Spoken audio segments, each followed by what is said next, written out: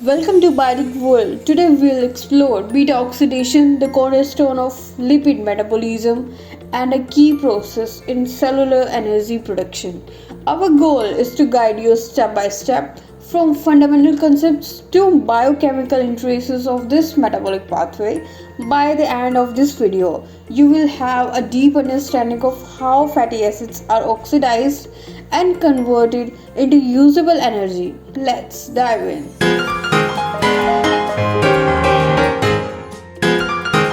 Beta oxidation is the primary catabolic pathway for the degradation of fatty acids.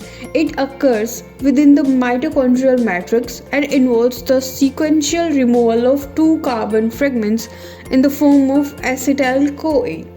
This process is crucial for energy homeostasis, particularly during the stages of prolonged fasting, low carbohydrate diets, or sustained physical activities, where the body relies on stored lipids as its primary energy source. Fats, stored as triglycerides in adipose tissue, are hydrolyzed into free acids and glycerol. These free fatty acids are transported to cells and undergo beta oxidation to produce energy rich molecules like NADH, FADH2, and acetyl CoA, which feed into the electron transport chain and TCA cycle.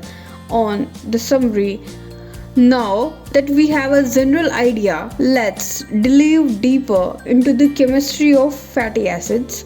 Fatty acids are hydrocarbons with a terminal carboxyl group. Their chain length and degree of saturation determine their physical and chemical properties. A typical fatty acid structure consists of a hydrophilic carboxyl group, the reactive functional group, and a hydrophobic hydrocarbon tail, a non-polar chain that varies in length from 4 to 24 carbons. Next is the saturated fatty acids have no double bonds, while unsaturated fatty acids contain one or more double bonds, affecting their energy yield and metabolic processing. The term beta oxidation refers to the oxidation occurring at the beta carbon of the fatty acid. This position is critical for the stepwise cleavage process. Before beta oxidation can commence, the fatty acid must first be activated. This occurs in the cytoplasm, where it is converted into fatty acyl-CoA by the enzyme acetyl-CoA synthetase. Fatty acid plus. This reaction requires a free fatty acid, coenzyme A, a thiol containing molecule, and ATP, energy input for activation. Fatty acid plus CoA plus ATP produce fatty acyl CoA plus AMP plus PPI. The activation step consumes two high energy phosphate bonds equivalent to the hydrolysis of the two ATP molecules. Once activated, the fatty acyl CoA must cross the mitochondrial membrane, which is where the keratin shuttle comes into play. Fatty acyl CoA molecules are impermeable to the mitochondrial inner membrane. The carnitine shuttle enables their transport. The process involves three key steps. First, the formation of acyl-carnitine enzyme, carnitine palmitoylase transferase 1 (CPT1) is used, where fatty acyl CoA reacts with carnitine to form acyl-carnitine. Second step is about the transport across the membrane. Carnitine acyl carnitine translocase transfers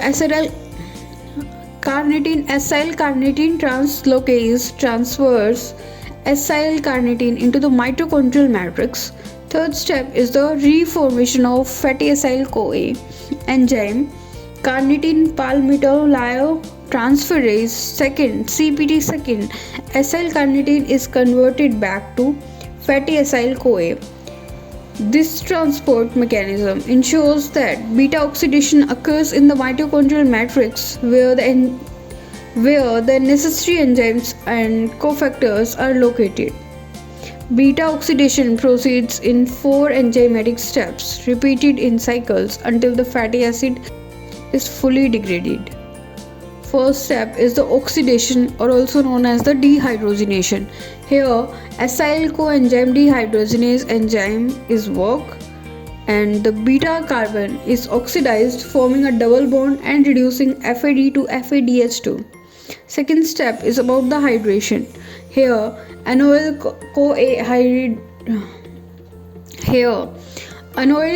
CoA hydratase enzyme is used. Water is added, converting the double bond to a hydroxyl group.